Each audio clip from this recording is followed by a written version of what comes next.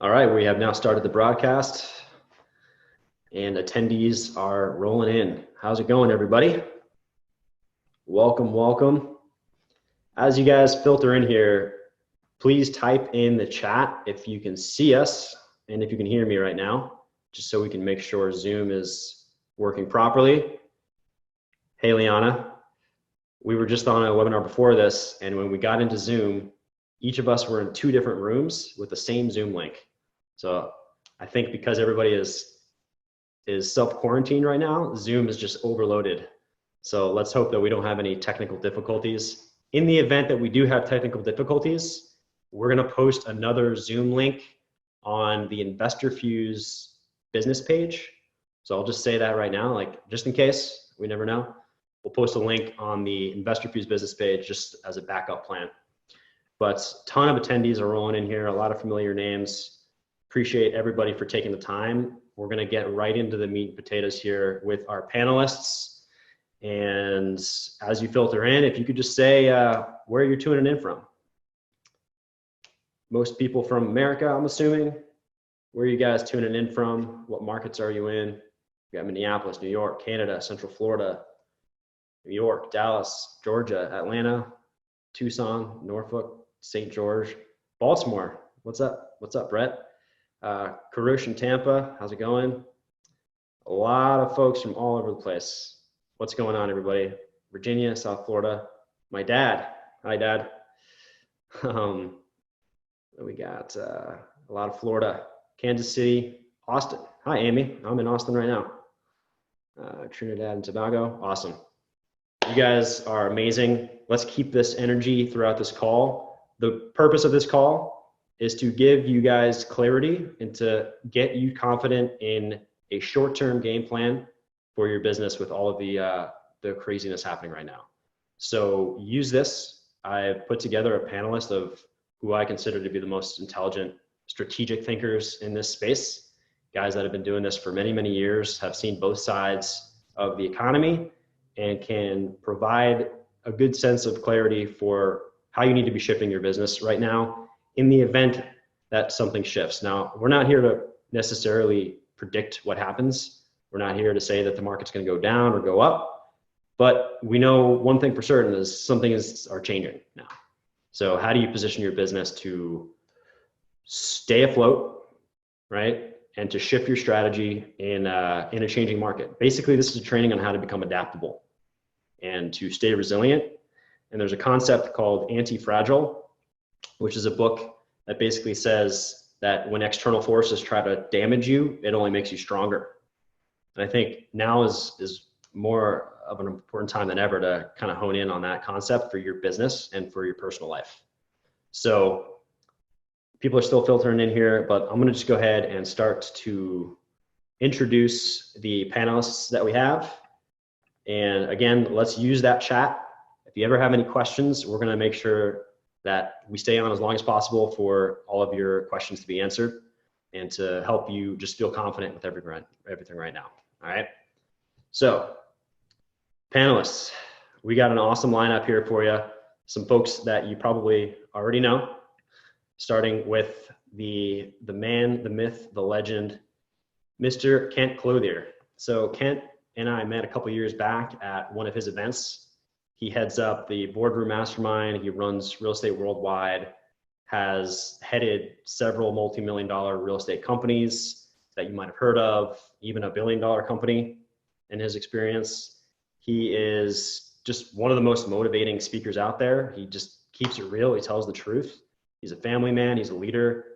He's seen both the ups and the downs of the market, and is just a guy that exudes a level of decisiveness in his business and his personal life that hopefully will rub off on you guys, and this is why I wanted to have him on. So welcome, Kent. Appreciate you.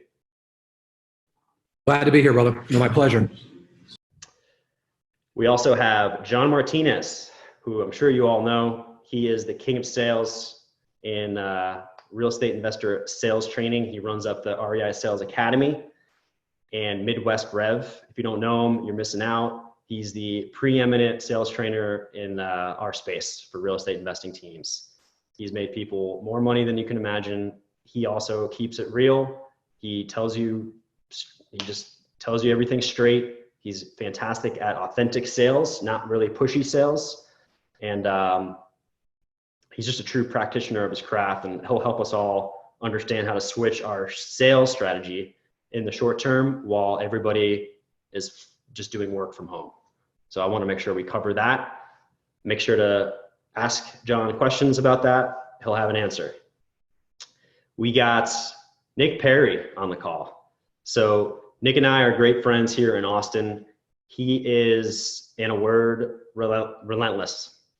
He is a true relentless entrepreneur, you know, super young guy, went straight from corporate America to building up a multi-six-figure month virtual wholesaling operation. He does deals nationally. If you ask him what market he's in, he'll say America. And he did this in a matter of a few years. And he would really call his company a sales company, not a wholesaling company, not a real estate company. He's built a sales machine, and he's able to operate virtually. His product is just discounted purchase contracts, just straight wholesale cash money. He's sharp, he's focused, and he's ready to capitalize on any shift that's going to happen. And that's why I wanted to bring him on. So welcome, man. Thanks for having me on the call, Matt. Yeah. Blair Halver. So Blair Halver is another legend in our space. He runs up the company DealBot. So his background is actually in marketing. And now he's helping people become transaction engineers. So Blair's really good at creative financing and just running an automated virtual company. And he understands the strategies that won't change in a changing market. And I want to talk about that. I think it's important for all of us to build up the skill sets necessary right now to capitalize on any shift in your overall acquisition strategy. And that's what we're going to talk about with Blair. So tune your questions to that. We've known each other for a while, but we met for the first time a couple months back at that Ron LeGrand event, right? Yeah. Shared a lot of meals, had a lot of laughs. I think we ate at Carrabba's, right? Yeah, fun times. You know? And then last but certainly not least, Jack BeVier. So Jack BeVier is a guy that you want to know. He knows how to build just true long-term sustainable wealth. And this is why I wanted to bring him on. He is a partner at the Dominion Group, which is based out of Baltimore, Maryland, my hometown. He started working there in 2008. So he has the perspective of like what to do right now in case something happens, right? These guys own 700 or so 700 single family units, right, Jack? Yep. They own the construction company, the management company, the insurance arm, and most recently, they have a nationwide lending platform. So they are lenders, and last year they lent $190 million to professional investors all over the country. Easily one of the best operators I know in the game, just really an all-around great guy. I think I first met Jack in like 2011 when I was just getting going wholesaling in Baltimore at a diner, right? Yeah, that's right. And I remember that you were kind of stressed out. You just came from the Section 8 housing office. And that just shows that you've been in the weeds, man. Like you've been in every part of the business. And so everybody just be sure to listen to what he has to say and really how to get your operations ready for what's about to happen.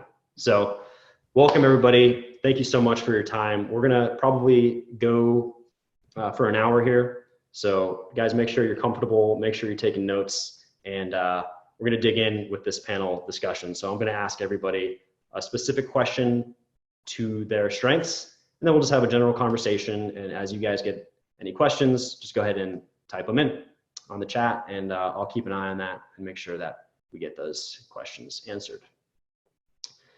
So before we kick it off, Kent, why don't you start by telling people about the mindset that you must adopt during these like uncertain times? I see a lot of entrepreneurs that are just acting out of fear right now. Could you speak to that? Yeah, I think it's really critical. Well, I mean, I think it's number one, if you are a true entrepreneur, then you have an opportunity to either focus on the obstacles or you have the opportunity to focus on the opportunities. And you get a choice in that every single day, right? And so it's very easy to get sucked down the rabbit hole, whether it's the news media, the people around you, whatever it is, friends and family that are naturally fearful, and they're going to be focused on the obstacles. If you find that you are filled with fear, then that is probably what you are doing as well. You're getting overwhelmed looking at everything that's in front of you versus what the real opportunities out here. And the opportunities are very clear, right? If you just have the patience to really look at it, is that number one, from a business standpoint, there's going to be a great deal of wealth and innovation, and that is going to come out of this, right? It always does. And you can either be at the forefront of that and you can be out, or you can be kind of run over by it. Clearly, there's an opportunity now to reconnect with people. There's an opportunity to take businesses virtually. There's an opportunity to adapt your business model, whether that is investing in long-term cash flowing assets or doing virtual wholesaling like what Nick does. I mean, there's opportunity everywhere, but you have to make the decision on what you're going to focus on. And again, very naturally, and it takes a great deal of discipline to control what's going on up here. But it is the single biggest asset that you have. If you do not control that, I promise you, it will control you. This is a time for the entrepreneurs that are on here, whether you're single, a sole proprietorship or you're running a large organization. This is a time for leadership. This is not a time for anything but decisive and intentional action. And the easiest way to go about doing that is clearly separate fact from fiction.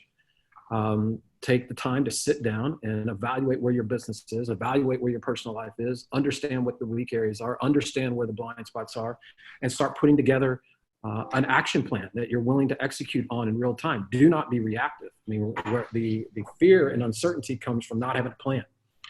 It comes from not understanding the moves that you need to make. And if you don't know the moves to make, then you need to get on more presentations like this, right? And surround yourself with experts that clearly understand or have the wisdom and the insight. They've been there. They understand it. They've gone through really tough times. They have the scars to prove it. That's what this is all about. You owe it to yourself and to your business and your family to get the information, get the facts. Do not buy into the myth and the fictional stories that are running around in your head because of all the uncertainty. It's very natural for that to happen. And it takes a great deal of discipline to actually sit down and get focused and get intentional, but that is what is required. And, I'll leave you with this, is that what's your alternative is very, very, evident here. I can tell you that the vast majority of the competitors that are in your space, whether you're in real estate or industry for that matter, they are filled with just as much fear. They don't have answers, right? They don't have a crystal ball, and they certainly don't have access to groups like this and mentors. And they are, sole proprietors that are sitting around in their homes and listening to their friends and family and everybody, and they're trying to get their own house in order, and they are naturally going to start contracting, and they're going to start pulling their money out of the market. They're going to start pulling their marketing back. They're going to do take all these very, very aggressive actions that are naturally going to put them short-term and maybe even long-term on the sidelines. And there, in and of itself, if you are looking at your business, is another opportunity. When you realize that 20 or 30% of your competition could very realistically be gone in the next few months, as a real estate investor, I mean, that means your cost per lead, cost per deal, everything can be driven down. Your revenue per deals could start going up. I mean, there's real things that you could be focusing on right now and to get your business in a very, very financially responsible and intentional manner, where you're taking it, you've got a plan, you know exactly what to do so that you can not only survive, but thrive in this. And then when you have that plan, immediately what that will do, your confidence will go up. Your team members will see you moving in an intentional way. And their confidence will go up. It'll calm their fears, and they will look at it again from a very, very different angle than most are looking at it right now. Again, you can absolutely count on your competition's mediocrity here. Most are not going to do what everybody on this call is doing right now, right? You know, there's several hundred people here. They're not going to educate themselves. They're going to run for the hills. And so by virtue of doing this and taking action, that gives you the confidence. That allows you to get the plan. That allows you to move with intention. And ultimately that starts feeding on itself versus, again, the alternative. Do you have any tools that you use, mental frameworks, just to keep a cool head? I know you've been through the ups and downs. Like, I'm very ritualistic because, like you said, I've been through this. Right, I'm 30 years into this business, or into business in general. I've seen more than my fair share of shakeups, and I can tell you that definitely getting up and following your same routine. Right, even if you can't go to the gym, but you are working out at home or working out in the garage or getting the trainer to come to your house, staying in a regiment, staying disciplined with the flow, the natural flow of what you would be doing, meditating, taking time to read, taking time to get on podcasts, taking time. I mean, a lot of people have a lot of time right now, taking time to educate yourself like this. That is probably the single biggest thing that I can share with you guys, is that this time right here matters. Stay in the flow. Do not allow yourself to get kind of, like I said, sucked down that rabbit hole that keeps you from being productive. And ultimately, not only does it have a physical impact on you, it will have a financial and mental impact on you, right? You get a decision. You get to make a decision here. You can either jump in and participate, or you can sit on the sidelines and become one of the people that are run over by this. Yeah. This kind of stuff right here, surrounding yourself with your tribe, is probably the single biggest thing I can tell you that will help your mental, as you put it, Dan, your mental framework, right? Mm-hmm. Being on the phone with people that are going to lift you up, support you, help you, and that you can help and support. That give and take is very important. Again, that connectivity is very important. That's the kind of stuff that really keeps you moving in a positive direction. And again, times like this, it's very, very easy to be passive about this, and without even on a very slippery slope and start going in a completely different direction. Very unintentional, by the way, but it will happen. You have to seek this kind of stuff out and participate on a consistent basis, or else you will find yourself in a position you'd be in, I promise you. Very well said. Everybody just decide what side of that you want to be on, right? That's right. That's exactly right. Decide where you want to be. Do you want to be the victim, or do you want to be the victor? You get to decide. You can either be the hero of your own life, or you can be the person that's going to get washed up by this. There's no question that there is a ripple effect coming, right? You can't lay off entire sectors of business without it having an impact throughout the economy. The consumer confidence has gone through the floor. None of us know what's going to happen, but I can tell you that it's absolutely going to have an impact. And is having an impact right now. Yeah. And to not be actively participating and figuring out what the moves you're going to make is just reckless and irresponsible. Yep. Period. Can anybody else speak to this?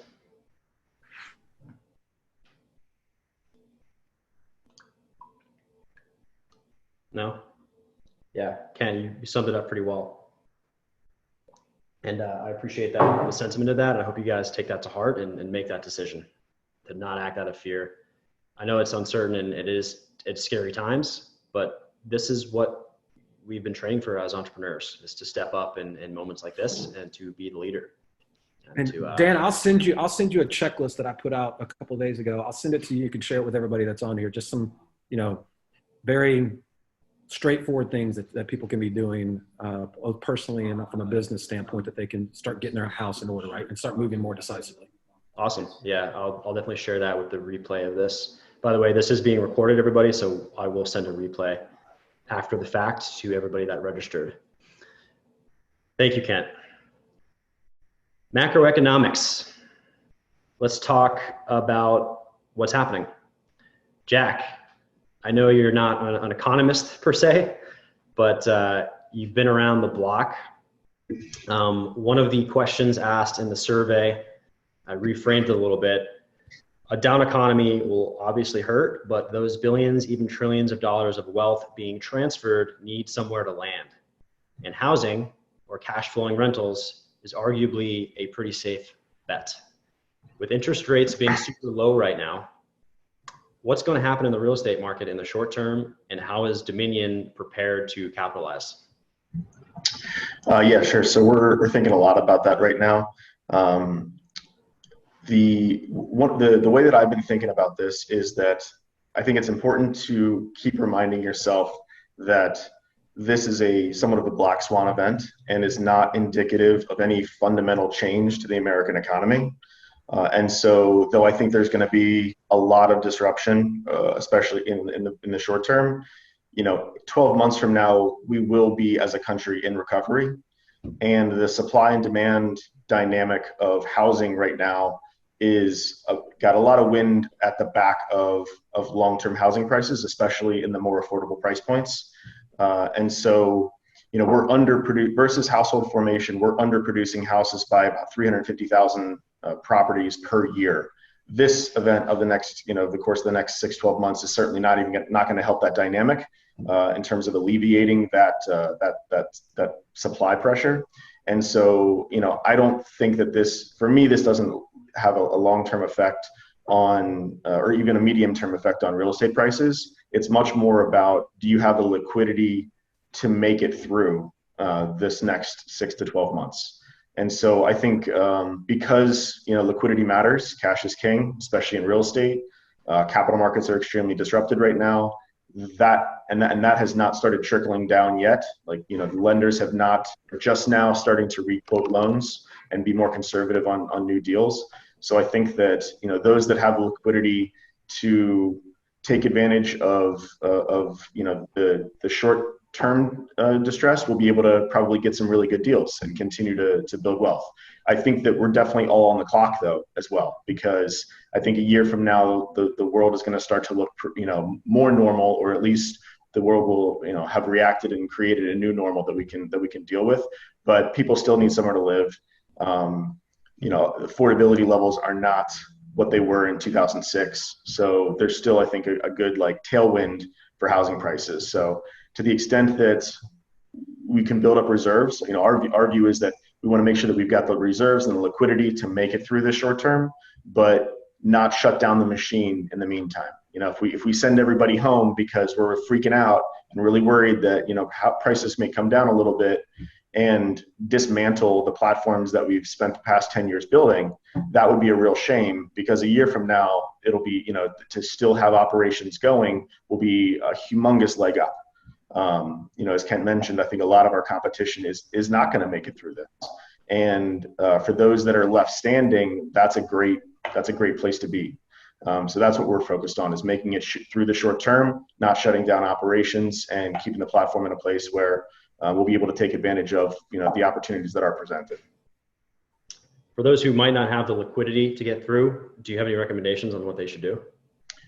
I think this is going to be a significant deleveraging event in the economy. If you levered up the past year, within the past year or so, and 3 months of disruption puts your business under, frankly, you were probably over leveraged and should have had some more reserves on hand. And I think that those who are running their businesses responsibly in terms of having adequate reserves, running their rental businesses, running their flipping businesses and wholesaling businesses, not on tilt, are going to be rewarded for that. And that's frankly fundamentally good long-term business. So to the extent that people can find, people are going to need to find alternative ways to produce income for themselves on a short-term basis. That's just a natural result of a disruption in the economy. But the platforms that, so if you need to make some short-term decisions to build up your liquidity, I think it's a good time to do that. If you wait until everyone's freaking out, there will be a pricing effect. So being on the front edge of that curve and getting yourself in a under more solid footing, I think time is of the essence with that, because I do personally expect pricing to come down on the short term, or for an interim period of time, for a short period of time, relatively short period of time. But if that's the moment that you need to sell when everybody else needs to sell, you're under the wave instead of in front of it. What are you guys doing to tighten up your operations right now? Are you leaning out, or? We run pretty lean already, and so I'm certainly not announcing layoffs or anything like that. No, because we were already running a pretty lean shop. I'm maybe probably not contrarian to the panelists here, but maybe contrarian to some others. I do think that because I think there's going to be some short-term opportunities here, the idea of pulling back on all of my spending, especially revenue producing, business development spending.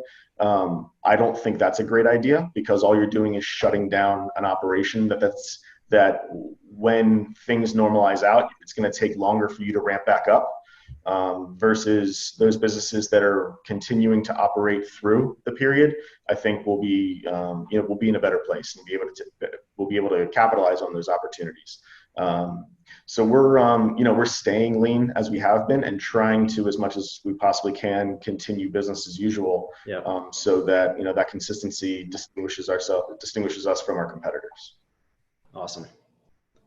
Anybody else have comments on that? Macroeconomic stuff. It's also good to I'll say one thing. Yeah, go ahead. One thing real quick. Sorry, Dan. That those people that are, if you have, once you get a plan together and you do feel like you may have to lean out, I think you have a responsibility as a leader to make sure that you are effectively communicating that to all your, and doing that now. For those, and those businesses exist today, that to not communicate that, I mean, everybody understands what's going on. Communicate that right now is probably, again, a little irresponsible. So I know those are hard conversations to have. We've had them inside of all of our organizations. Not do anything like that, but let's just be candid that if I do need to do it, it's my job as the CEO of this company to make sure that there's a business here for years to come, not months to come. And so if I had to furlough employees, my idea here would be able to bring everybody back. So I think that's something that people probably on this call need to hear, because those are tough conversations to have, but everybody deserves the opportunity to hear that from the leaders of their company, for sure. Yeah, that's crucial. A lot of people are just laying people off just out of fear. Don't do that. Just have that conversation, as Ken said. Yeah. Yeah, one other comment. So a couple years back, Kent, he actually put on a webinar, and this is to the comment for liquidity for wholesaling. So I think 3 years ago, I took action on Fund and Grow, which provides business credit. Now, this is kind of contrarian to Jack. Hey, don't lever up or anything like that. But to get through lean times, leverage avenues like 0% interest financing, especially for a lot of those marketing channels. Like I saw someone just comment in Google Ads. I've been running my Google Ads through credit cards for 3 years now. I travel for free because of it as well. But that helps get you down the road. So if you haven't taken action on that yet, I've pinged Kent, or you can just reach out to Fund and Grow. But they've been a phenomenal resource for me. I just signed up again for my third time going through the program. That's a resource that I would recommend anybody that's looking at getting liquidity for their business to look into. Yeah, really well said. I'm going to find this link, but one of my entrepreneur buddies made this securing credit cheat sheet, and I'm going to post it inside the chat channel in just a little bit. But thanks for that input, Nick. So now everyone's trying to put in their head, how am I going to make money? How am I going to get liquid? So let's talk about that. Let's get into it. And I'm looking at you, Blair. So let's talk strategies that work in a down economy. I know this is the hot topic. This is the thing that everybody wants to know how to do right now. And a good place to start with this is just to explore the concept of switching your mindset from being a wholesaler or a dealer or even a marketer to being a transaction engineer, as Blair Halver would put it. Blair, what does that mean? What does it mean to be a transaction engineer? Yeah, and this is the same message I've been preaching for years now, because eventually the downturn's coming. We don't know when, or maybe it won't ever come. Who knows? We don't know the future. The point is to be adaptable and be ready to do whatever we need to do in real estate to make money. So in light of that, I'm always looking at every deal as, which way is the best way to take this deal. It's not a question of if I'm going to win or lose on the deal. It's a question of which way am I going to win. I want to have multiple exit strategies, of course. And part of what allows you to do that as a real estate entrepreneur, not just a real estate wholesaler or landlord or whatever, don't pigeonhole yourself into that one category. but look at yourself as a real estate entrepreneur, a transactional engineer, as you were talking about there, and just figure out what you got to do to make money on no matter what seller situation comes your way, no matter what the economy is doing, no matter what market you're in. Adapt and overcome, as they say. And I read a book a long time ago that's like really helped me with some of my fears when I was starting out as an entrepreneur. It was a book called Feel the Fear and Do It Anyway. And the big thesis of that book, which still helps me today, I still think about this, is like I have to know and believe deep down in my gut that no matter what comes up, I'm going to be able to handle it. And that mentality has permeated my whole real estate business and my other businesses as well. So, we talk about transactional engineering. It's really just about taking the situation that comes and figuring out what to do with it, and not, as Kent was saying earlier, look at the opportunity instead of all the obstacles. Okay. Can you talk about some specific strategies? I know you're into the creative stuff that people can start learning about, and where they can learn more about it from you. Yeah, I mean, I kind of look at this business as like there's kind of two sides of the business. There's the cash business, which is all the wholesale, rehab, fix and flip guys, right? And then we got the terms business, so cash and terms. My favorite kinds of deals are all on the term side. We still do cash deals from time to time, but terms deals, in my opinion, where you can get 0% seller financing, 0 down, and just take over payments. We've probably heard the term subject to. We just step into the shoes of the current owner who just wants out. And then we turn around and we're able to provide a product to our end buyer that they would not typically be able to find in the traditional real estate market because we can provide seller financing with that property to our buyer. And so now they don't have to, so for example, if bank lending dries up for whatever reason, whether the market goes up or down, let's just say bank lending dries up. Well, now me as a real estate entrepreneur, real estate investor, I'm not relying on banks at all because I can sell with seller financing, and my buyers don't need to go get bank financing, right? So that's one way that, we try to use creative financing, seller financing, terms deals to unhook ourselves from the macroeconomics that Jack was talking about, because, we're not as reliant on all these other third parties. We can just do deals between us and the seller and the buyer.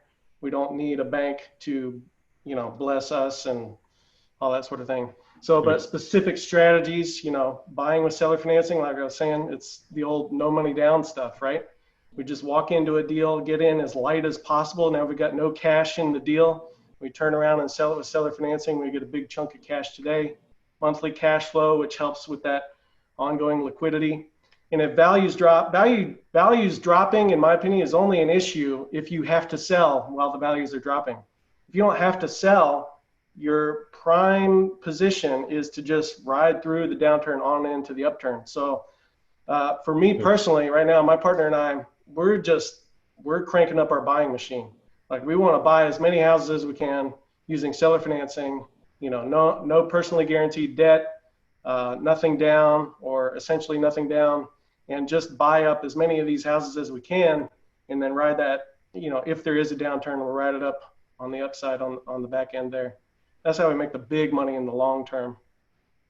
There's still a place for cash too, right? What situations does that make sense? Yeah, so the cash deals in a down economy, and who knows if that's actually going to happen or not. I just, eventually it will. I'm not trying to predict the future. I'm just saying, look, be ready for the down economy, right? So, it's like they always say, like even in stock investing, when the market is tanking, it's like trying to catch a knife with your bare hands, right, as it's falling, right? So what we do is we want to not have to worry about, okay, what is the current market value of the property? And the way we get around that is by using those seller financing. A friend of mine, Mitch Steven, he talks about this as well. We talk about the seller financed value of the house to your buyer, because they buy on a monthly payment. They don't buy on the price, they buy on the monthly payment. And so when you can start the conversation with your buyer with the monthly payment, you know, how much down, how much monthly, and then you back into your price, you're essentially unhooked from market value, right? Especially if you can provide them just long-term permanent financing, right? You know, if we're talking about lease options or whatever, then, you know, supposedly they have to get refinanced within X number of years. That could cause some issues. But, you know, if you given the buyer long-term financing, you know, it doesn't matter what the market value is. They're going to be in there paying, living in the house, as long as they can afford the monthly payment. They want to live there. So, you know, I don't have to worry so much about the market value because I'm not doing those cash deals primarily. No, it's great. But you're still making cash on the down payments and stuff. So like, we generate cash all the time. Yeah. And that's the whole thing. Like, we don't want to bury cash in real estate at all. So like, none of the houses that I own, I don't have any cash tied up in them.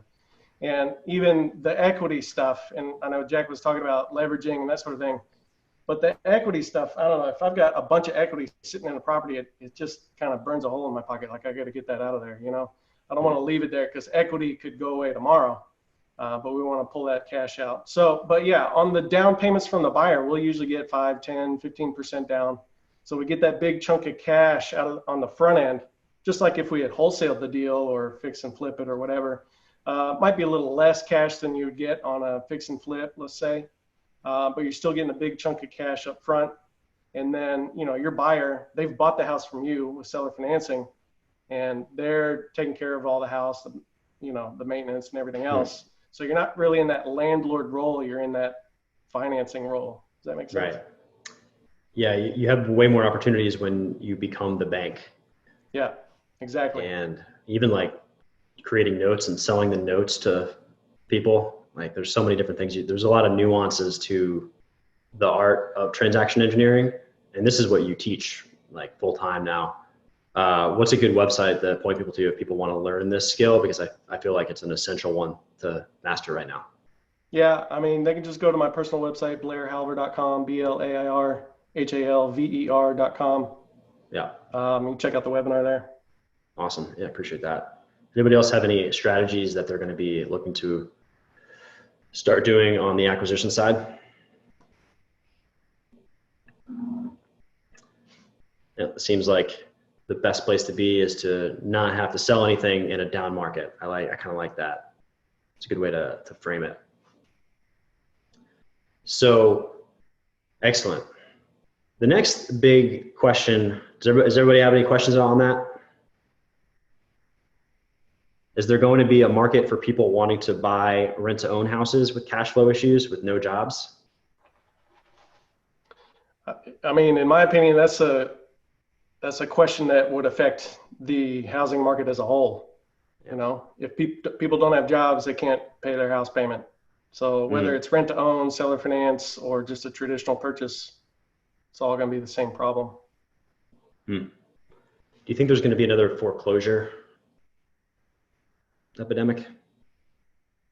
We'll see. Maybe it's already started, and maybe even more so than foreclosures, but these, like, I don't know what you call them, these off-book loan mods that are keep redefaulting like 2 and 3 times, and the banks just like, they keep it off book and they keep kicking the can down the road. So maybe that could explode at some point. Interesting. So that's really solid clarity on strategy. Everybody should be looking into that. There's still going to be deals being made. There's still going to be houses that need to be sold. There's still going to be arguably even more financial distress than ever. So learn how to help people by mastering those types of strategies.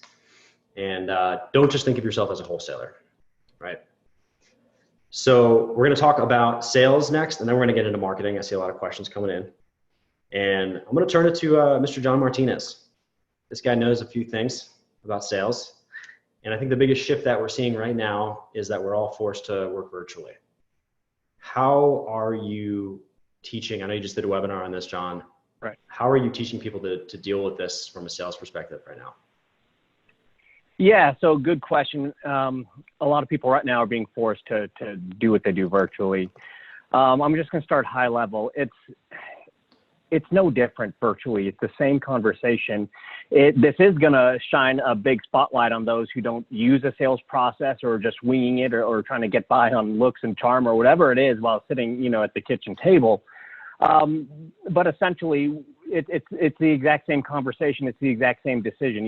If my wife was sitting here next to me and she asked where I wanted to go to eat, I'm going to make that decision the exact same way as if she had texted me that question or called me, right? It doesn't change fundamentally how human beings are going to make decisions, in regard to anything, including getting rid of a house. So you just got to get past that first hurdle. It's not, we've got to throw away everything we know and do something completely different. That's not the case at all.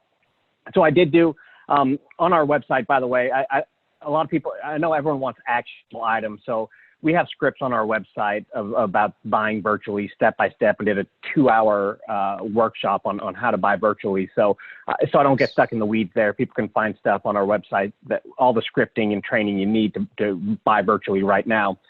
So the big point is this. You What's need the a sales URL? process. People are going to be asking. MidwestRev.com. Yeah. So the big points I want to make about this is it's not going to change how human beings make decisions. I also think, just from a strategic point of view, it's no time to, and I think I'm going to say what Kent and Jack and everyone else is saying here. It's no time to slow down. I think right now there's more opportunity than ever, and there's nothing cynical about that. It's just people are going to need help. People are going to. There's no doubt about it that there's going to be a cash crunch. There's no doubt about it that some people right now are already out of work. There's no doubt about it that there's going to be more distress in the market, and the people who are best suited to alleviate the stress are real estate investors. People aren't going to be able to, sell their houses on the retail market. No one's doing open houses. So it's no time to pull back. I think you go all in at this point. And when you do that, you just need a systematic sales process to follow. And really, it's going to be about, I guess if there's going to be one change, when we teach our sales process, we go into, all the reasons why someone would buy. We go deeper into the motivation, but then also, just as important, is all the reasons why they wouldn't sell. We call them deal killers. And the only thing that's really changed is now there's a new objection. There's a new deal killer that I think you need to proactively bring up, and it is everything that's going on right now. We need to get people stocked on it. We need to figure out if it would stop them. We need to figure out creative solutions to getting around whatever they're scared of. And even that being said, the reason why we need to proactively bring this up and talk about it with each and every prospect is because you're going to have some who just don't care about it at all. It's not going to impact the deal whatsoever. And there's no need to slow down or come up with any creative solutions for those individuals because they're simply not worried about it. There's going to be other deals on the table where everything is perfect, except they're worried about what's going on in the world right now. So you may have to get a little bit creative. But the point is, if you don't bring it up and ask about it, you just don't know. So I wish I had some amazing strategies, and I wish I was able to say, hey, we're shifting from A to B now.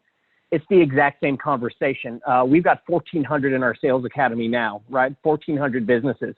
And out of those 1,400, roughly 1/3 have been virtual for quite a while, at least the last year.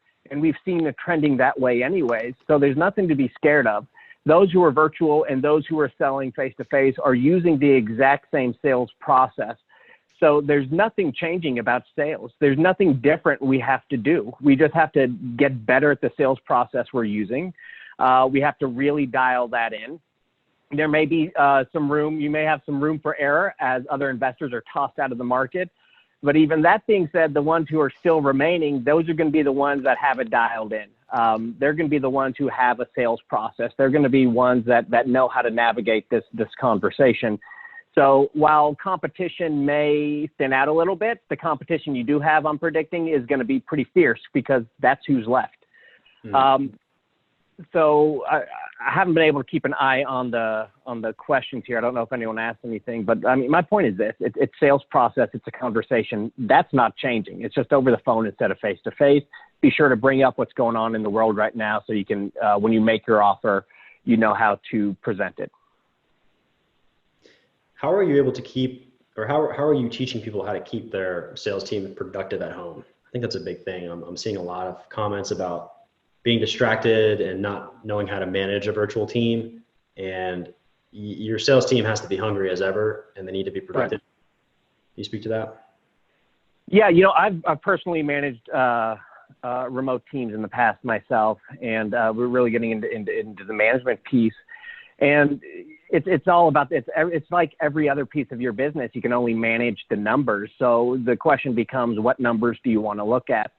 And you want to look at the leading indicators. You want to look at activity, how many calls are being made, how many appointments, how long are those calls, especially if you're moving virtual.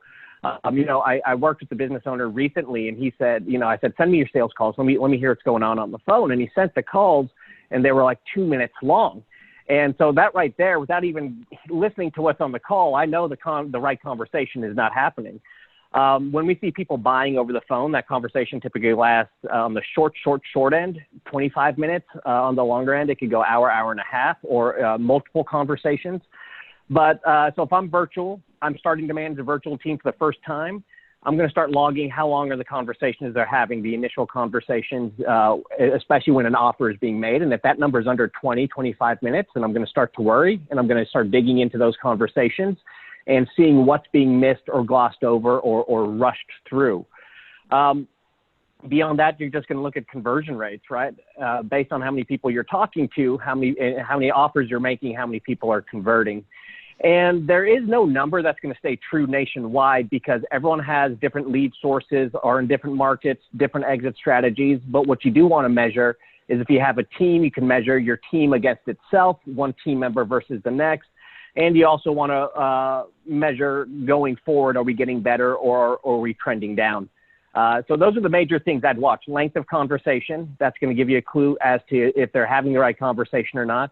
And then just conversion rates. If it's a one-person team, if it's a solopreneur, are we trending upward or trending downward? And if it's a team, how is each team member doing versus the others? Because that's going to give you a lot of clues as to what's going on and what you need to train and coach towards as well. Mm. Hey, hey, Dan. Hey, John. Yep. Can I ask you a question? Yeah. Yes. What are your thoughts on how to talk to a seller in a potentially declining, where their reference point is the price 2 weeks ago, and we're looking down the next 6 months and worried about what's going to happen with real estate prices? How do you help the seller along to become a little bit more realistic about pricing in a declining market? Like, so many wholesalers have been operating in stable to increasing price markets. It's been 10 years since we had potentially the dynamic that we're going to experience over the next 6 months. I just wanted to get some of your thoughts on that. Right. Yeah. So, and great question. So we actually train to stay away from price altogether, and have the seller answer a different set of questions. So, what's going on right now, or what has happened the last year, is things were very, very competitive, and everyone was, scrapping to increase their offer by 1,000 or 2,000 here or there. And in order to win deals, we had to learn how to win them without having the highest offer. So we trained to actually take the entire conversation away from market price into what their motivation is. We call it reframing. So, for example, if someone says, "Hey, listen, Bill says my house is $300K. I've got another investor came in here and they offered $250. What are you going to do about price?" We shift the conversation to their motivation. So, let's talk about this. You can keep that house. You can keep it as long as you want. You could get a lot of money out of it if you do repairs yourself, open houses, all that type of stuff. But if that's your main concern, you don't need to do business with me. The people who do business with us do it because they want to move quick. They want to, you can rattle off a few bullet points, and then we get into their personal motivation. Why did you reach out to us? What is going on? How is that impacting you now? The stress, the repairs, the uncertainty. I don't know what I'm going to do. I want to get over to, this side of town, or be in this situation. And then we simply change the conversation to, listen, if you sell to me right now, you may be losing a little bit of opportunity. The real question to ask yourself is this: is it more important to get every dollar out of that property? Or is it more important that you relieve the stress, you get to where you want to go, you just put this all behind you, and you take all your problems and you basically put the repairs and everything else on my shoulders? So we always refocus towards whatever their motivation is. Usually 30% of the conversation is about their motivation, how this property is impacting them, on a human level, right? What they think about, what they do, opportunities they're missing, things they can't do, and so on.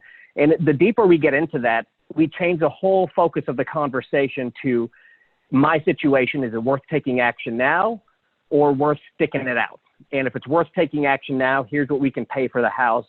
You can always get more money somewhere else. You get more money through other investors. And that's how we build up the sales process. So during the course of that conversation, you're building up a tremendous amount of rapport and trust.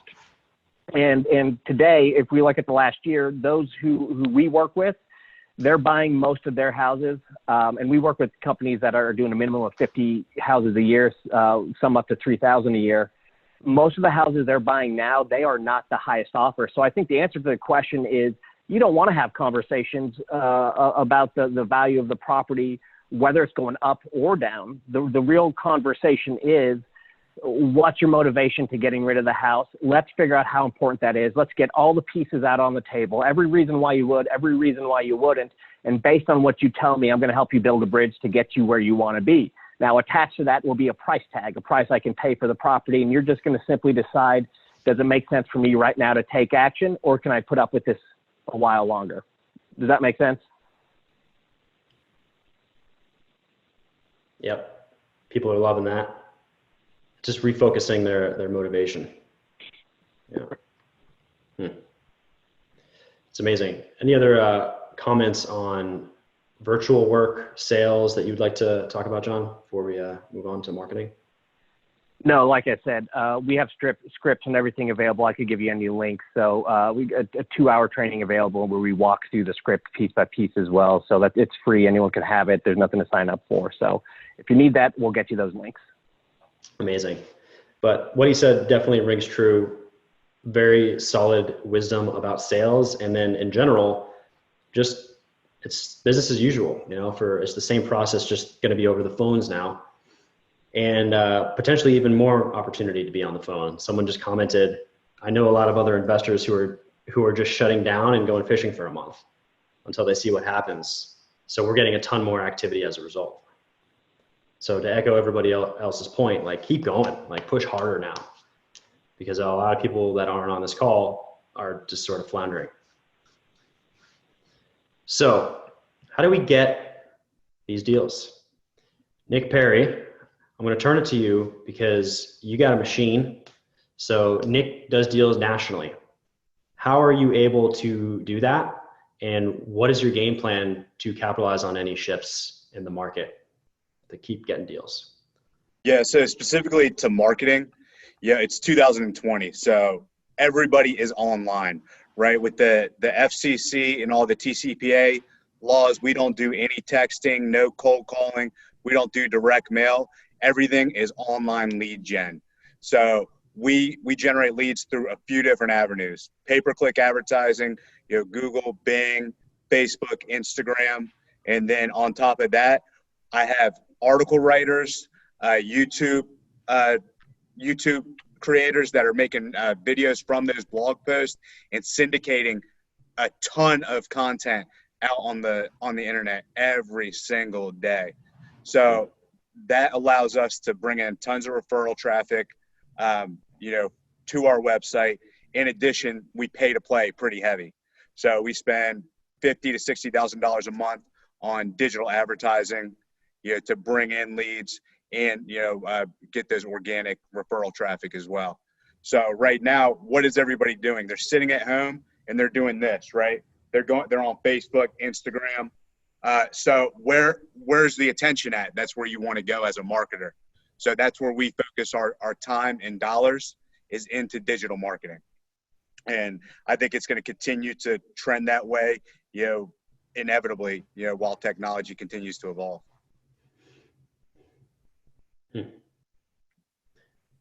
Any other comments from anybody on that? I agree 100%. Where is the attention, and how do you build assets to get in front of more eyeballs? So do you think that there's going to be a kind of a consolidation, because not a lot of people can afford to spend $50K in PPC? Yeah, I mean, it's that's how the economy goes. We've been fortunate. I've been doing this for a long time. It never started off like that, right? But there's a lot of different ways you can go out and generate traffic. I mean, I'll give some gold right now on some things that we're doing that generates a lot of leads. You know, with text message, you can still do it, but it's getting limited. They're really shutting that stuff down. Where's the other places that people are responding to messages? You look at Instagram. Instagram is a gold mine right now. I have VAs that literally go out and follow community leaders in, like right now I have a campaign in Houston, Texas, where we're targeting principals, coaches, pastors. And I have a VA that goes on, follows those community leaders who are active in the communities, talking to homeowners, and then goes out and warms those people up. They'll like their post for a couple of weeks, maybe drop a subtle comment, and then after 3 or 4 weeks, jump into their DMs and with a basic non-stalkerish message that says, "Hey, I love what you're doing with the football program. Great following your content. I run a real estate investment company. We fix and flip houses. If you or anybody in the community is looking to sell a house, reach out to me.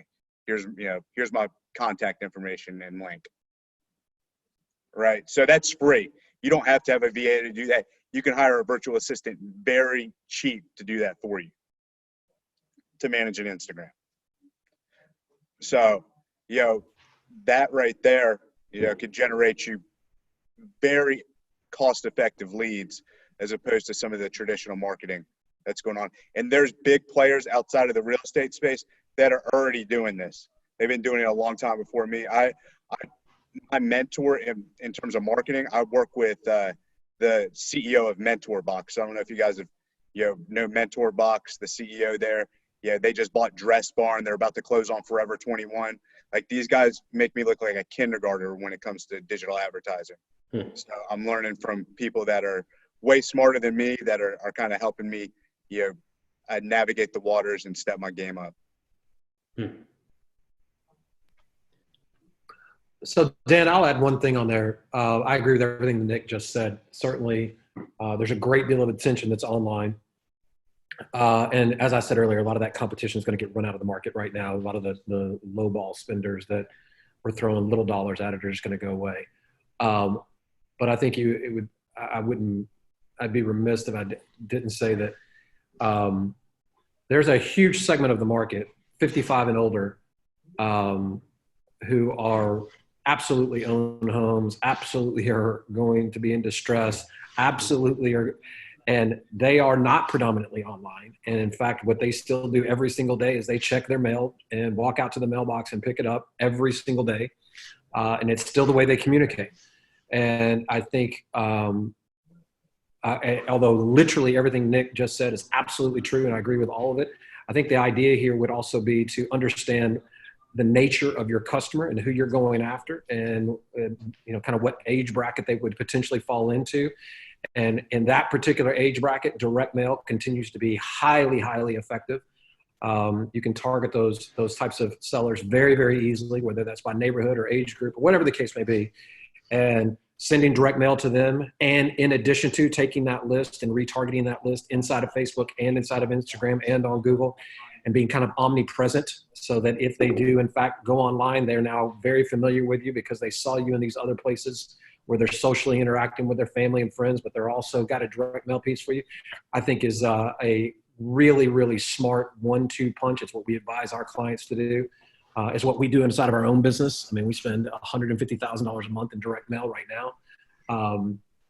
And it's very cost effective. I mean, you can spend a couple $1,000s a month, $2,000 or $3,000 a month, and squeeze out a deal if you're using a targeted list and good direct mail pieces. So I just didn't want to go without that being said. Again, everything Nick just said is spot on, but I think there's another layer there that I don't want to get left behind. Yep. It seems like there's a return to a focus on inbound versus outbound stuff like cold calling. Are you doing any cold calling stuff still, Kent? Yeah, we do. We still do some cold calling, but I think, again, Nick hit it that this industry is very, very knee jerk, right? I mean, a few, because there's only a handful of people that people really pay attention to. Once a handful of us start talking about one specific strategy, it kind of goes like wildfire very quickly, right? And so it was cold calling, it was texting, it was RVM, and we all watched it, right? When it's happened, kind of those cycles have repeated. You can only do that so many times, and basically have tens of thousands of people, if not hundreds of thousands of people all over the country effectively following the exact same strategies in real time, calling on the same list, RVM in the same list before the FTC starts paying attention, and that's what's happening. So are we doing these things? Yes. To Nick's point, are some of those things, is it the writing's on the wall that that's going to go away pretty quickly? It's going to get legislated and become harder and harder to do? Absolutely.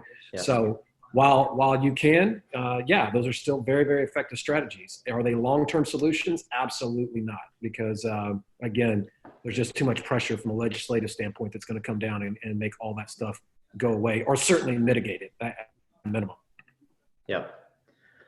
Jack, I know you just turned your camera off, but I want to ask you a question, because I feel like we're also missing another key source for deals, which is relationships. And I'm wondering if you could tell people, like, what are some relationships that people could start building now ahead of time to leverage those for deal sourcing, like brokers, asset managers, like what type of relationships work for you guys? Sure. I mean, I think there's a lot of realtors right now who are kind of depressed because this hit like just before the spring selling season, and all of a sudden people are kind of hit a pause.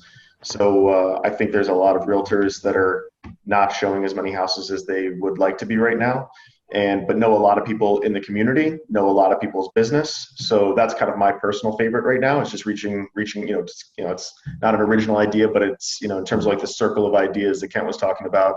I think realtors at this point in time and leveraging those personal relationships is going to be a really interesting opportunity. So that's kind of my personal favorite at this point in time. Reconnecting with those folks. I love that. Blair, what's your take on all this marketing stuff? Well, it's kind of like Kent was saying, all these new technologies and strategies and techniques and tactics, they all come and go. But I think if you just remain focused on the principles of, hey, we've got an audience, we're going to send a message to that audience. And if it's the right message to that right audience, we're going to get a response.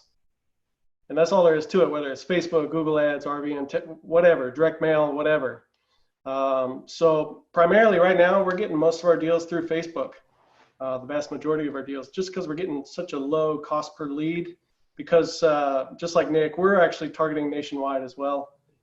So it just drives your lead cost way down. And I don't know, we're seeing a big win with Facebook ads right now, but 6 months from now, Facebook may say no more real estate investors.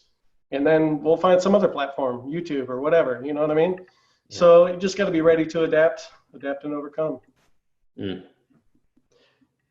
Hey, one thing that, let me just say that I really think, especially all the guys that are on here, but also all the people that listen, you guys, every one of us have an opportunity to build a personal brand. Yep. At a minimum, to become a local authority, if not a national authority. And it has never been easier to do than right now.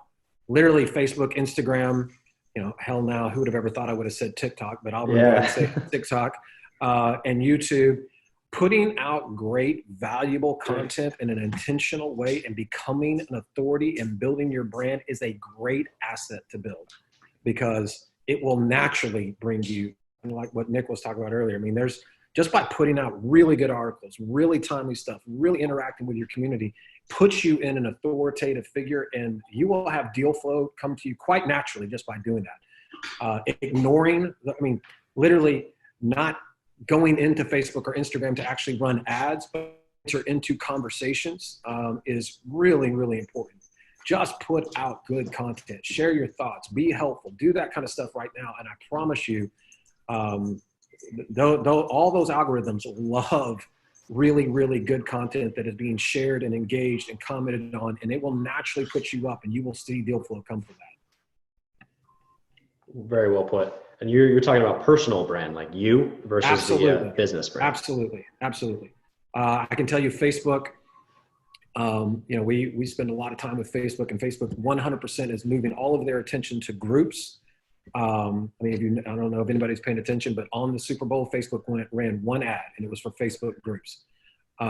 They're company-wide. Their focus is on building groups, building communities. So going in and building a group, driving the eyeballs that are on your personal page, driving the eyeballs back to a group where you can enter into these conversations is exactly the same as building, a direct mail list or building an email list, right? You're building a community for conversations to go on. So yes, your personal brand, who you are as an authority, is really, really important right now. I can tell you for sure, Facebook is ignoring business pages. They don't care. Unless you're going to run ads out of your business manager, Facebook could care less about your business page. You need to have it because your people are going to go there and check you out. But doing kind of any really engagement on your business page is not necessary. Yeah, appreciate that. Definitely agree with that. I have one last question. I just want to kind of just have an open forum here and make sure that everybody gets their questions answered. There's a lot of people that are just straight up losing their job right now because of the disruption to the service industry, the entertainment industry, so many jobs.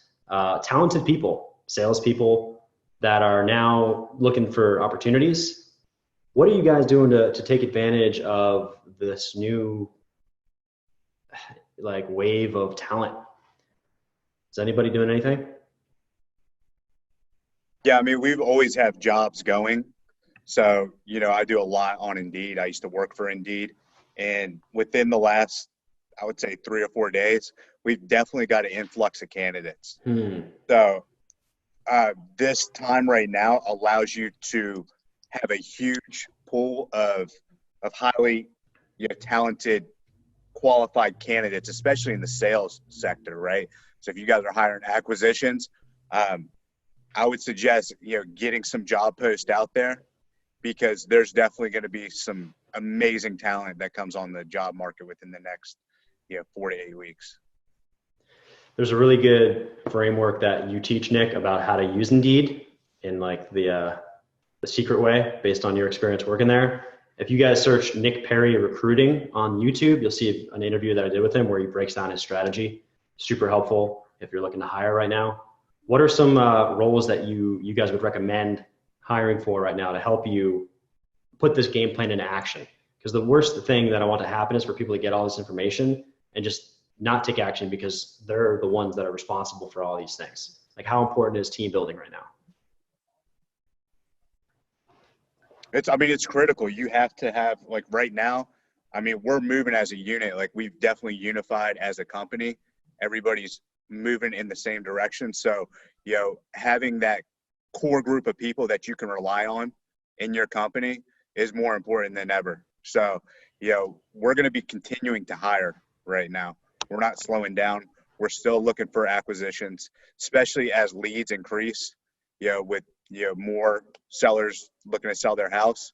As we continue to bring in leads, we're going to continue to bring on acquisitions and dispositions the same way we always have. So it hasn't really changed for us in terms of what we're doing with hiring right now. John, could you speak to that for people that need help, just if they ramp up their marketing right now and they need to hire someone real quick, can you kind of walk them through that?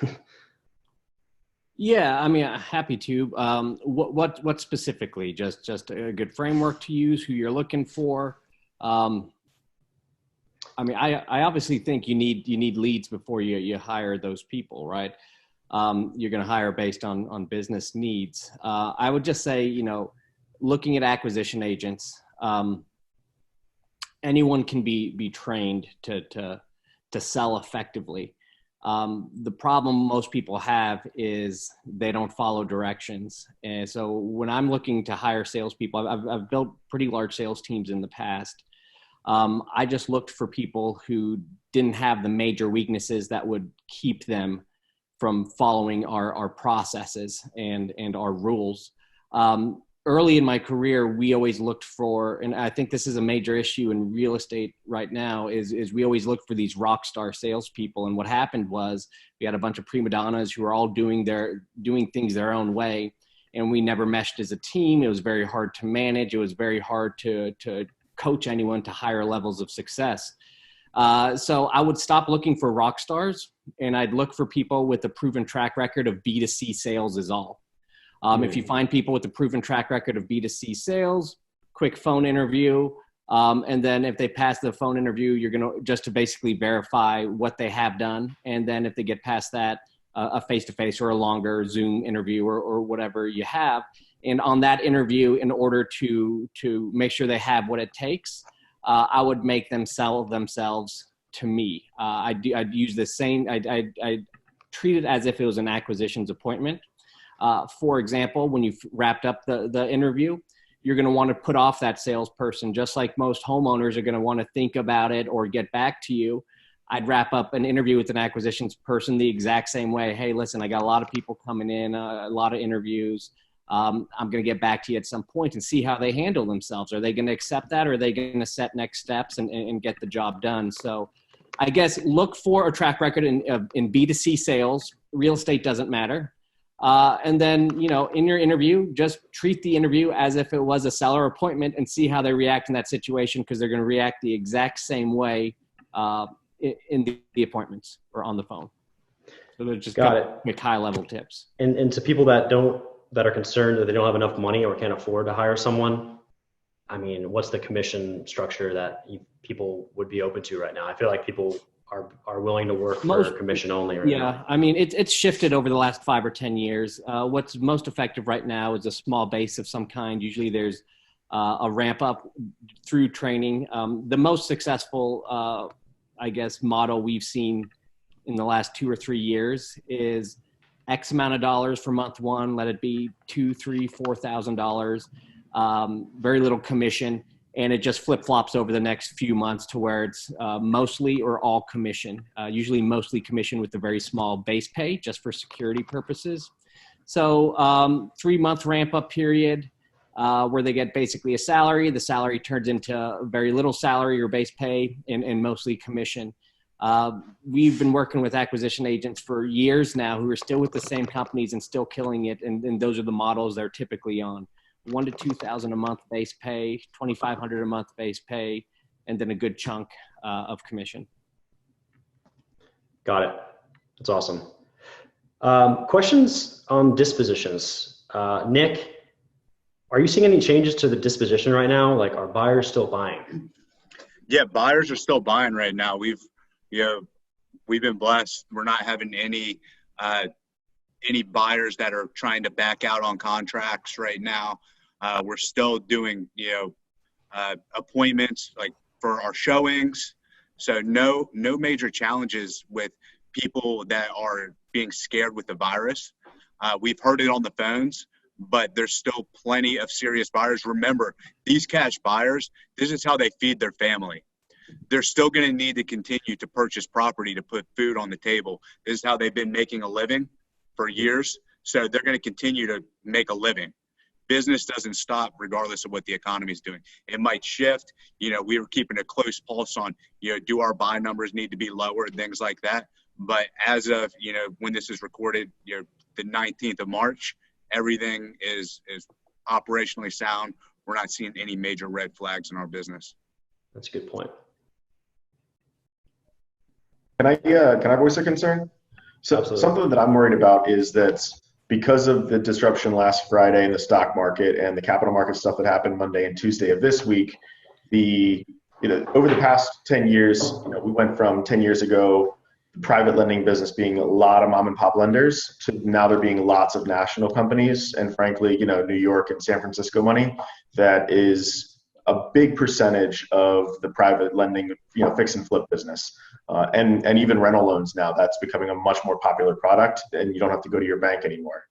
One of the things that I'm concerned about is that all of the, with so much disruption in the capital markets and the stock market, those companies are reliant on the secondary market for financing. That's one of the reasons they can be so big and as cheap as they are. And that disruption is affecting them. And they are having conversations and coming out with new guidelines. Literally in the past couple of days, We work with some of those companies. Fortunately, we keep 90% of what we originate, but we do sell sometimes. So I am in touch with those folks, and their guidelines changed yesterday and the day before. And I don't think that our buyers have yet seen the more conservative hard money quotes that they're about to see over the next 30 days. And that worries me from the point of view of, they're used to getting 85, 90% financing, and they're going to get 75% financing. And they're going to be like, I don't got it. I can't come to the table with 25% on a hard money loan. And contracts falling out as a result of that, because your buyer thinks that they've got their lender lined up, but they don't realize that the lender just changed their loan terms over literally the past couple of days. So that's something that I think is going to play out over the next 30 that people should keep an eye on. How are you going to adjust for that at Dominion Financial? So we're fortunate that because we got the crap kicked out of us in the last downturn, we kind of when we reset our business, press the reset button on our business, we structured it in a very defensive way. So like our rental portfolio is 95% Section 8. So I'm feeling really great about that decision. The past 10 years, it's been a pain in the butt, lots of extra work, but today I'm feeling really great about that decision. On the lending business side, we've grown slower over the years because we've kept the loans and built our balance sheet organically. So I've got we've got lines of credit from banks, but I don't have to sell my loans. And a lot of the companies that have grown very quickly over the past 5 years, particularly, have grown very quickly because they're selling their loans to the secondary market. And so they're much more reliant on the liquidity in that market and the terms of that market. And Wall Street's freaking out right now. I mean, go look at the S&P. So yeah, I think we're insulated from that, and I'm really happy about that defensive position or defensive strategy that we took 10 years ago. That didn't help us that much, frankly, but I think is going to help us, going forward. But we're a very, very small piece of the market. So there's a lot of liquidity out there for fix and flip lenders that does rely on those capital markets, and that is not yet played out. Hey, Dan, I apologize. I got to get out of here, brother. I got another call. Thanks for having me. You're the man. Appreciate it, dude. And yeah, we'll talk soon. We'll see you guys. Take care. Thanks, man. Legend. So that's really good advice, man. Yeah, people just need to start thinking strategically in terms of acquiring houses, which seems to be the general strategy right now, is to acquire, buy when others are fearful. What types of real estate should people be looking at, Jack? Should they be going in for Section 8 style houses or A-class, B-class rentals? Yeah, I mean, I think the luxury market is what I'm the most concerned about right now, because upper middle class and upper class people are the ones who got most of their money in the stock market, and they're the ones whose net worths have been the most impacted over the past 2 weeks. Going forward, the people losing their jobs are the ones that I'm worried about. I do still think, though, from a macroeconomic point of view, kind of circling back to that point, that we're still very, very undersupplied as it relates to housing. So kind of the, $150,000 to $500,000, $600,000 price point, your median American home, I think is the safest place to be right now, because it's still very affordable. There's still a tremendous amount of demand from that. I think it's going to go down the least and recover the quickest. The very low end and the very high end are the things that I'm scared of right now. Yeah. Okay. Yeah, to Jack's point, this week we've been getting a disproportionate amount of luxury leads that have been coming in, higher end properties, more sophisticated sellers that are trying to, exit before things get worse. That's been definitely a new wave of leads that we don't typically experience, and we're getting quite a bit of that the past few days. Blair, have you been getting that too? No, but I was just going to tell Nick, if he doesn't want those, send them over to my way. Yeah, pretty houses. We're still working them, man. We're still going to lock them up. We'll move them somehow. So I want to make sure everybody gets their questions answered. If we haven't answered your questions, at least in the chat or verbally, type them in now. Let's make sure you guys feel confident. I know that we kind of threw a lot at you, but hopefully this is some credible information that you guys can take to your business. I know there's just a lot of misinformation flying out there, but let's get serious and just like get to the facts and implement. So the link to the virtual selling script is on John's website. Yeah, there's a video, and I think the script might be on there too. If not, I'll make sure it gets up there today. Okay. Who would use fear as their marketing message? Fear is a powerful emotion. Yeah, I mean, my guys are bringing up current events, kind of like John, talked about earlier in the call. Yeah, we're not fear mongering into the marketplace or anything like that, but it's definitely a real thing. So they're making sure that they're bringing up current events on their sales calls. Yeah, just keep the messaging relevant. I wouldn't change the angle altogether, like Agreed. Sell or die type of things. Just change the angle. Anyone adjusting their offers lower based on a potential downturn? In general, are you just going a little bit lower now? Yeah, I don't think I don't think what's going to happen is fully adjusted into the seller psyche yet. Yeah. And so, I don't think we're going to buy much. We're bidding a little bit lower, anticipating some as-is pricing drops, which, by the way, will then long-term make flipping margins better, which will be great because it's been a really skinny business for a while. But yeah, so we're dropping our as-is pricing right now. I don't expect to lock a lot of contracts up over the next 30 days, but I'm hoping that as those contracts aren't able to go to closing, that we'll get callbacks, 60, 75 days from now when, somebody failed to perform. So that is the approach we're taking. It's being a little bit more conservative. Yeah, Jack's absolutely right. It's not adjusted to the psyche of the sellers yet. So, a lot of these sellers, I was telling you, we're getting like luxury people, but we're getting our normal sellers too. They're not seeing like a severity to where they're going to take much more of an equity hit than they normally would. A lot of the higher end luxury real estate we're seeing, they're still asking full retail. They're holding strong. So we're not seeing people that are, just completely dropping prices out of fear or anything like that. If anything, we're getting more people that just want to exit at retail, or we're getting people that are completely decision paralyzed, where they don't know what to do. They're on the fence. They want to see how things play out. We're seeing that this week as well. Hey, John Martinez, a seller, this is from Michael, a seller just calls us slime balls for making what they perceive to be a low ball offer. How would you handle that or respond to them? Yeah. So, I mean, you gotta respond with empathy, right? And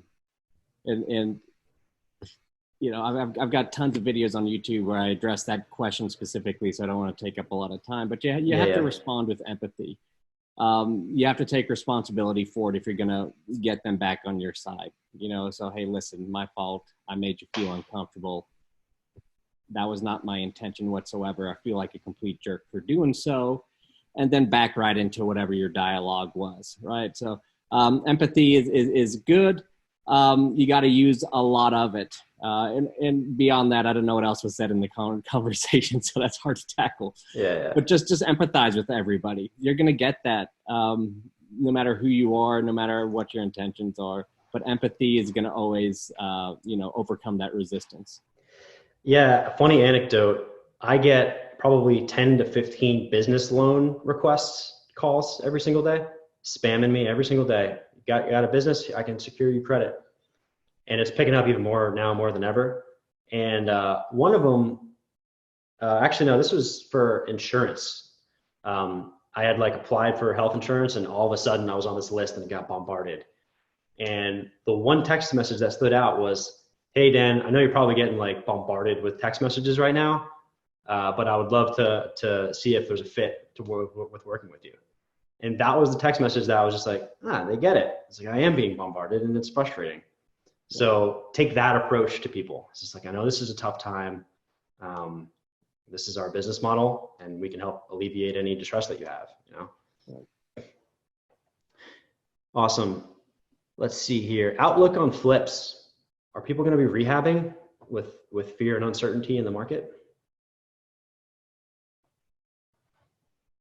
I'm pretty I'm worried like that the houses that we're flipping that I'm putting on the market like next week, I'm not that excited about that. Like I wish the timing kind of sucks. You know, we're like I'm worried about the spring selling season. That said, I think vacant house, you know, the fact that the properties are vacant is, you know, is a good thing. So the, you know, sellers or buyers, prospective buyers should be a little bit less reticent to go tour a house that's, you know, completely vacant and renovated. So I feel good about that. And again, to my previous point, I think long term, I'm not terribly, you know, I think the wind is still at the back of housing prices because of the supply and demand of household formation. So I think if anything, I'm excited that there should be a little bit less competition on the flipping side, a little bit more motivation on the seller side. And so I'm kind of excited to see what, you know, flipping margins kind of widen back out to more, what I think, you know, perceived to be more normal long-term levels. You know, I still think the flipping business is going to get better as long as you've got the liquidity to make it through the next, you know, 120 days. Yeah. Okay. Alex Wentland commented actually, Vegas investors almost completely pulled back. The active ones have dropped their pricing 15%. We might have to use Jack's lending now. Been getting his letters for almost a year. LOL. It's working. Marketing, direct mail works. Glad they're going to the right people. Yeah. Let's see. You and Fred are rock stars, Adam. Yes, they are. Let's see. A lot of talk about flips. Thank you guys so much for asking these questions. I will be sending out a replay to this, guys. Do not worry. And what we'll do is we'll compile just like a resource page of all the links and stuff that were shared, as well as all the services that every panelist provides. This was a very intentional group that I wanted to have on because they each kind of come with a different perspective. So yeah, I will put all of this into the replay page that I send out later today or earlier tomorrow, worst case scenario.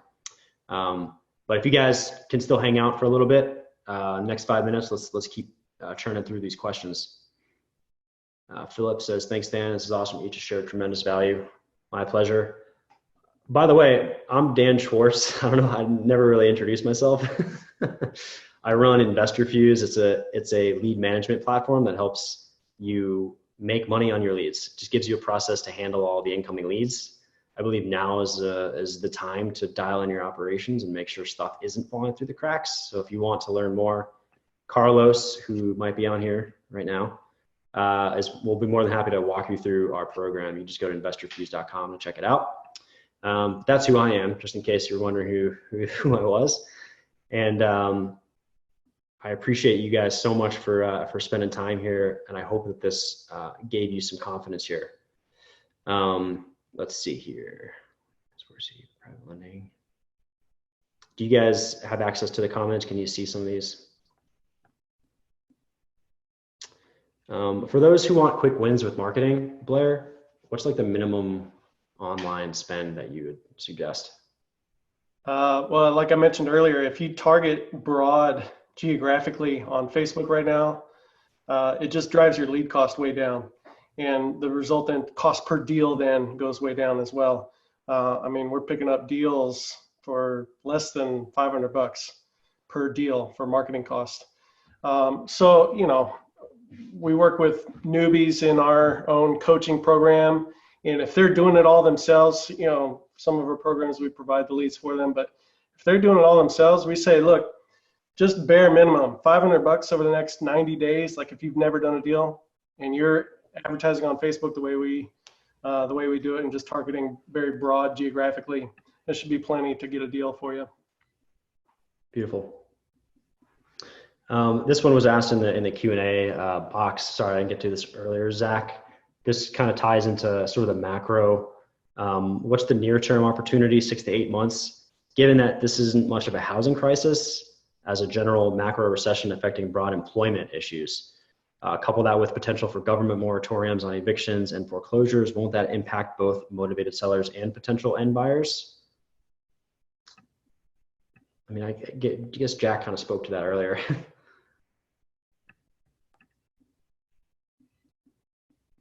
Yeah, I mean, I think the answer is yes. That's what I'm the most concerned about. Let me spin that question slightly and ask some of the other panelists. Like in Baltimore, we had an eviction moratorium put in place for a couple of weeks, and then the governor expanded it for the entire state of Maryland. And I've seen that in some other states as well. One of my big concerns is that leading to the inferred messaging that rent's not due, and I'm frankly nervous about the April 1st rent collections, because this happened in a mid-month cycle, after March rent was already due. So, if April rent comes in and only half the tenants pay, that's going to have collateral damage, because people who have rental properties are also flippers, are also wholesalers. So though the cash flow effects have not yet happened, I'm frankly very concerned about how investors feel on April 6th, after the late period expires. So I wanted to get I'm sure everyone on the panel is talking to lots of investors in their own markets and peer groups. Wanted to see if you guys had any feedback or interesting insights on that. I see a comment here, actually. That's interesting. I'm just waiting for April to come around. We'll see what happens. Rodrigo said, we have offered all of our tenants 25% discount for anyone who pays April rent before March 25th. That's interesting. And that's how you got to be thinking right now. It'll especially affect the guys who are leveraged up like crazy on their rentals. April rents. Half of my renters are HUD, the other half are drive-through, etc. I like that idea, Rodrigo. Blair, are you and your partner handling acquisitions, or have you been able to train your reps how to do seller financing offers? Yeah, we've got a team of acquisitions, 2 or 3 of them, and then we actually just hired another dispositions person to just focus on dispo now. We used to have all our acquisitionists do both the buy side and the sell side. Now we're getting too many deals for them to handle both sides, so we hired a full-time dispo to just handle that side.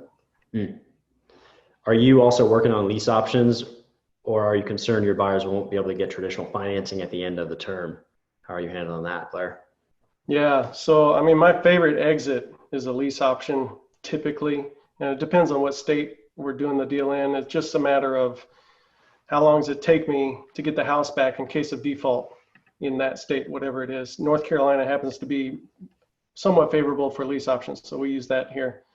Now I forgot the rest of the question. Oh, refinancing. My thing is, when I go into the deal anyway, I get like indefinite terms. It's very rare where we agree with the seller to give them like a 3-5 year term, 10-year term. It's usually just indefinite, meaning I have no time limit then. So when I then sell it to a tenant buyer on a lease option, I'm still going to give them a short term, 12, 18, 24 months, sometimes 30, 36 months tops. But if they don't refinance and cash me out within that time period, as long as they're still making the payment, taking care of the house, it doesn't matter to me. I don't have to get cashed out in a certain amount of time because I have that indefinite time with the seller, right? So it's great if they cash me out, but I'm not counting on it. That's just like gravy. And if they don't cash me out for whatever reason, say the bank lending dries up or the appraisal comes back low or whatever, then we just figure it out when we get there. But most of the time on most of my lease options, they just keep paying the rent and they just keep living there, keep taking care of the house, and we keep making cash flow on it. Okay. Makes sense, right? All right. Creative ways to get wholesale deals when sellers don't want appointments. Running out of contracts and can't figure out how to lock down a property while still having a spread. I'm currently in 4 markets. John, could you speak to the importance of do people need to go to virtual markets right now? Is this the trend? It's definitely the trend. From just a macro perspective, the more markets you're in, the easier it is to market online and do those things. And then, it's just a little bit of diversity within the real estate space. Here's my views on going virtual. Right now, it's 100% necessary, so everyone has to learn how to do it. When things go back to normal and we can have human contact again, then I base that decision on what resources you have at hand. You know, if you're really good at producing leads and you've got more leads than an acquisition manager can handle, well, you know, you've got to go virtual because you're going to lose too much opportunity.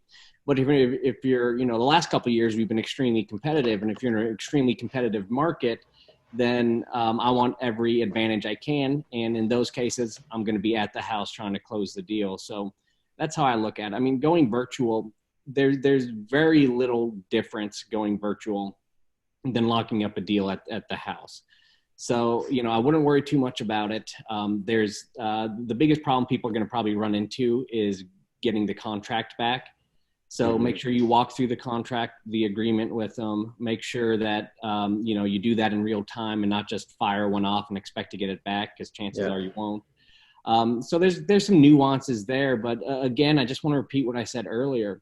Face-to-face and over the phone is the exact same. You know, we could all be on a stage somewhere right now with all of us sitting, you know, speaking to a group of people. It's the exact same conversation. So I think people just need to get it out of their heads that having that conversation is different over the phone than it is face-to-face. And there will be a couple small changes with contracts and things like that, but it's relatively all the same. Got it. Yep.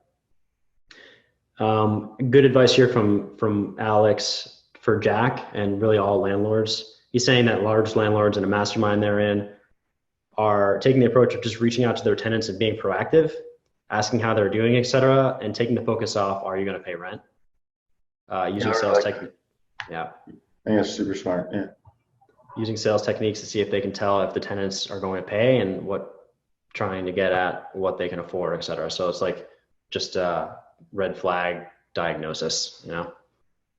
Yeah. Appreciate that, Alex. Any thoughts on how this will affect vacant land flipping? And then we're going to start wrapping it up, guys. Any vacant land flippers? Yeah, I mean, we did have a property that we were going to get assigned last week. It was in Bryan, Texas, which it was a community where there's a lot of vacant land that's being developed with new construction.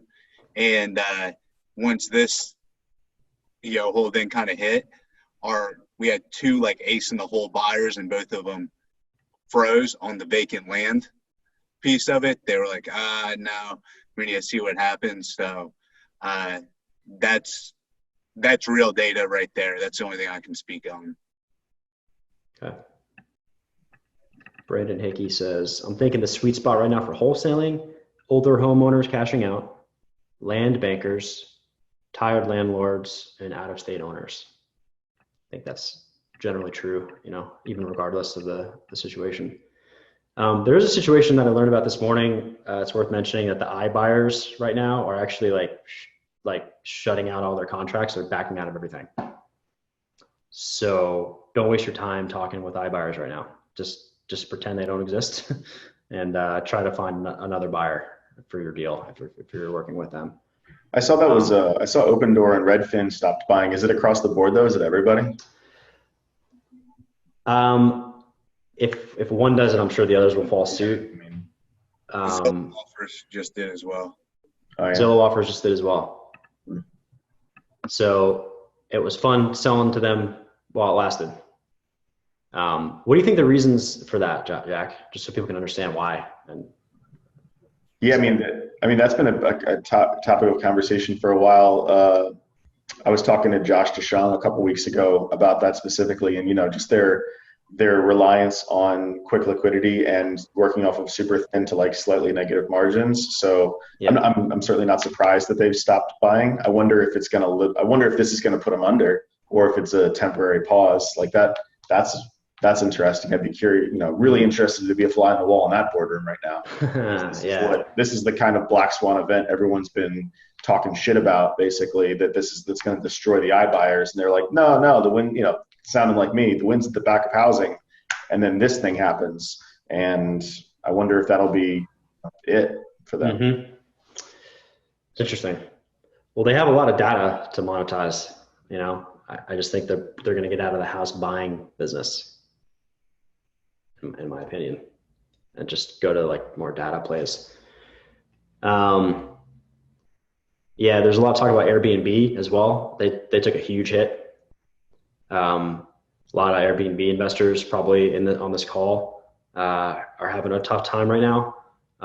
Good friend of mine, Eric Moeller, teaches Airbnb, and he's putting out an Airbnb survival kit this week. If you aren't familiar, I would just search on Facebook. If anyone has Airbnbs right now, follow him. Go to Airbnb Profit Club, search that on Facebook, and join his group. He's putting out a lot of good stuff on how to just restructure and reshift your strategy a little bit. But yeah, let's make no mistake, this is a shitty situation, right? Overall, it's a shitty situation. And I think it's important to honor the fact that a lot of people are gonna be hurt from this, you know, for the foreseeable future. There's no telling how long it's gonna last. It's definitely not going to be like a benign thing. Like, it's definitely going to impact people negatively.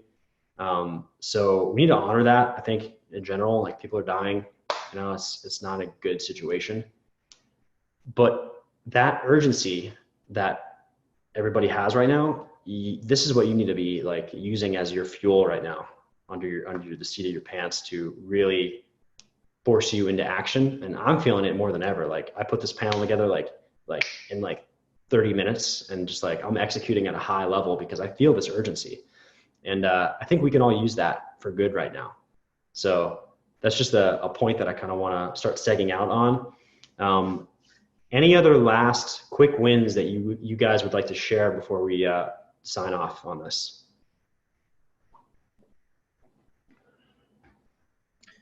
Yeah, I mean, for us, like I said, guys, you know, here personally, you know, we're still business as usual. So we're not having any major adjustments or any red flags that have caused us to have serious concern at this point. So, you know, obviously be nimble, be aware of the different strategies out there like Blair talked about.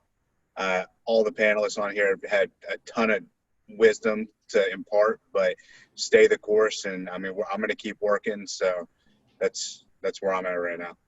Yep. I think it's a good strategy. Be vigilant. Most of all, we talked about at the beginning of the call, like, just stay sharp and don't give into the fear at the expense of inaction and stressing other people out. I know we all probably feel a little bit scared, and that's fine, but don't let that drive your decision making. So with that, let's see if any other questions trickle in here. I really appreciate everybody's time. I know this went on a lot longer than we thought, but these are unprecedented times, so we're going to have some unprecedented webinars these next few months. Let's see. Oh, some folks are asking about multifamily. Any thoughts on multifamily properties? Because we've been mainly focusing on single family right now. Think they're going to stay strong? I think there's going to be a lot of opportunity in multifamily coming up. Why It's you been say a pretty that? overheated market, you know, for the last while. You know, these over leveraged, you know, smaller apartment owners and things like that are going to have difficulty. And, you know, with these large funds and things freezing for people to acquire multifamily, yeah, I think there's going to be a lot of opportunity on the horizon. I don't know quite yet. I don't want to speak to it, but I'm definitely keeping a close pulse on what's going on in the multifamily space because, you know, we're looking at opening up a multifamily division later this year. Cool. I think inherently it's probably safer because in a multifamily building, not everybody's going to stop paying rent, right? So you're hedged. Some people might, and some people most likely won't. Absolutely. Getting a lot of thank yous, great insight and discussion, great information, nice reminders. This was awesome. Thank you guys so much for bringing it, for helping to bring some clarity to everybody. And I'm going to be following up with everyone. I'm going to make sure that you guys get the replay. I'm going to make sure that every panelist Everything that they said and all the links and stuff are going to be just displayed neatly on that replay page. If you wanted to get in touch with anyone specifically, you'll have information on how to do that as well. Everybody has their own skill set and can help you if you need it. So thanks again, guys, for coming on and doing this panel. I know this is kind of a different format, but I thought it went well. Yeah, thanks for having us on. Thanks for having us. Yeah, thank you. Appreciate you guys. If anyone needs any help from me, just dan@investorfuse.com. You can hit me up, and I'll see you guys on the next webinar. I'm sure we're going to be putting out a lot more stuff. So guys, stay safe, stay strong, stay vigilant, stay cool-headed, and use this information, kind of let it simmer and take action. Have a good one, guys.